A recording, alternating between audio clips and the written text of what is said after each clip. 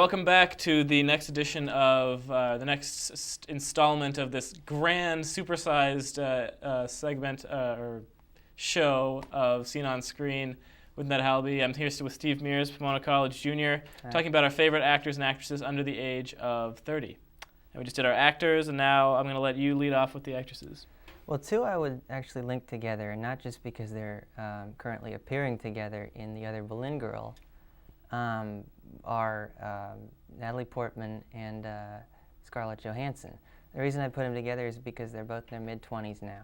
Mm-hmm. They both came on the scene in 1994, and they have successfully navigated that very tricky transition from child actor to adult star. The Haley Joel Osment Macaulay Culkin disease. Curse. Curse disease. Yeah. I like to think of it as a disease. Hope it's not contagious. It's called puberty. I've heard of that. That's such a tricky thing to do. You know, and so much of it stems from factors, I'd say, beyond their control. 5 years ago, a movie came out called 13, and I was expecting to see great things from both of those young stars, Evan Rachel Wood and Nikki Reed. Mm-hmm. But for whatever reason, they haven't gotten the right parts, which can translate to not having the right agents. We haven't heard much from them since. Mm-hmm. But Scarlett Johansson and Natalie Portman both have gone on to show great poise in their adult roles.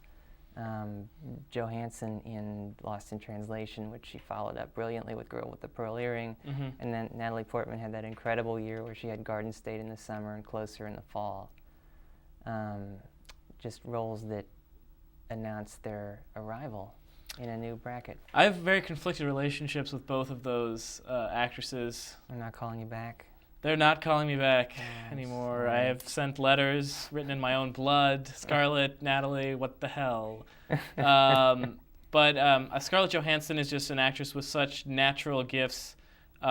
She manages to pull off extraordinary good looks with real acting chops. Mm-hmm. I want her to take her career to the next level by just choosing projects more carefully, I guess. Yeah. I mean, The Island, it's a piece of crap. Michael Bay. Yeah, Michael Bay, stick to Transformers, which I thought was pretty cool, but whatever. I think that a lot of her projects, she was like the worst part of Match Point to me. I felt like her performance was like the least believable. But I think Jonathan Rhys-Meyers just stole that movie altogether, though. I agree. She seemed to be more intent on channeling all of these sirens from the past, mm-hmm. like Rita Hayworth and Marilyn Monroe, than interested in creating, carving out a niche of her own. Mm-hmm. So I was yeah, I think she's definitely been lumped in together with, because she's got such a sexual presence on the camera usually, mm-hmm. which I think is why it's interesting that she's taken a role like The Other Berlin Girl. Where she is sort of, de-sexified under all this clothing and all this. And the movie is still very sexual, mm-hmm. but she's less of a sex object in like the traditional like contemporary sense. Yeah. Where she's naked. Another actress that I have a lot of affection for is Kristen Stewart, who is sort of, she's still very young. She's only 17 years old, but she's starting to affirm herself.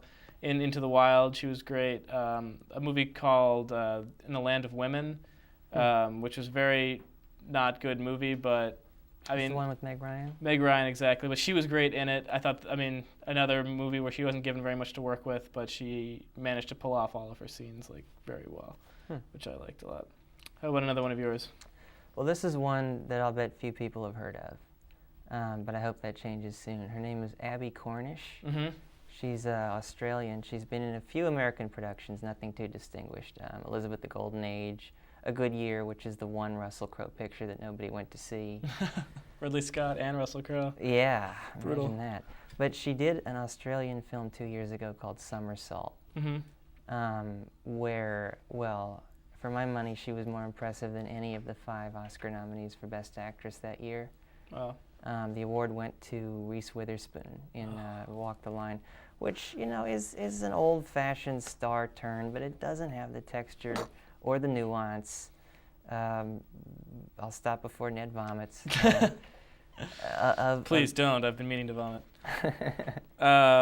Yeah, we actually reviewed Candy, which is the movie she did with Heath Ledger last year on the last episode, or the third episode of Seen on Screen, which is online now. And I thought she was fabulous in it. I thought pairing her with Heath Ledger was a stroke of genius. And yeah, she's definitely a young actress to watch. She's going to be in Stop Loss with Joseph Gordon-Levitt, which is coming out, I think, next week. Oh, I didn't know that. It's like an MTV production, so God knows what it's going to be like. But let's move on. I really like Ellen Page as an actress. I really did not like Juno at all. We've talked about this several times on Seen on Screen. But I thought she pulled off the role like excellently. And I thought her performance transcended the goofy, unnatural dialogue that she was forced to spew out of her mouth. She has good timing. She does. I'll give her that. And good comic actress. And the movie that she made before that, which was anything but a comedy, it's called Hard Candy. That's the role that I would spotlight of hers, even more than Juno. Cool. How about another one of yours? Okay. Talking about much younger people, the 13-year-old star of Atonement, her name is Saoirse Ronan.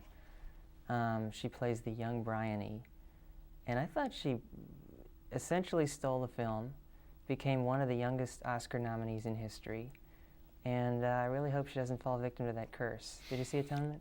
I did not, actually. Okay, well, it's her performance that lingers in the mind, and she does amazing things with close-ups. Very expressive face. Aw, that's adorable.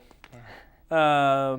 I'm gonna pick Emma Watson as will be the most successful actor or actress to young actor or actress in the Harry Potter films that will have the best career afterward. A lot of people are picking Daniel Radcliffe because he's very buff nowadays, I guess. I've seen naked pictures of him online as promoting Equus, the play in England's West End. But I think Emma Watson's got the best chops. I think she's got the most charisma out of the actors there. And the best chance of resisting typecasting, I'd say, because, I've seen Equus on the London stage, but I can't imagine anybody going to see that and not thinking that that's Harry Potter up on the stage. And the guy who plays Rupert Grint, or I think Rupert Grint's the guy who plays Ron Weasley is the actor's name. See, they're conjoined. Yeah, really. And he's just got the red hair that's always going to be Ron Weasley. I don't know. I'm pulling for him. I'm pulling for Stu too because I love red hair very much. But that's all we're got time for on this week's edition. Thank you to Steve as always for dropping in and paying me a visit. Thank you for having me back. I don't get many second dates. Oh yeah, me neither. I am going to send this out to Stu and Dan for just being great guys and helping every week. I haven't thanked them publicly on the show yet. I'm doing that right now. We will see you next time on Seen on Screen for the next installment of this brilliant show. Keep watching ClaremontTelevision.com. Submit your videos. It's Claremont's YouTube. It's the greatest thing since sliced bread. Thanks a lot.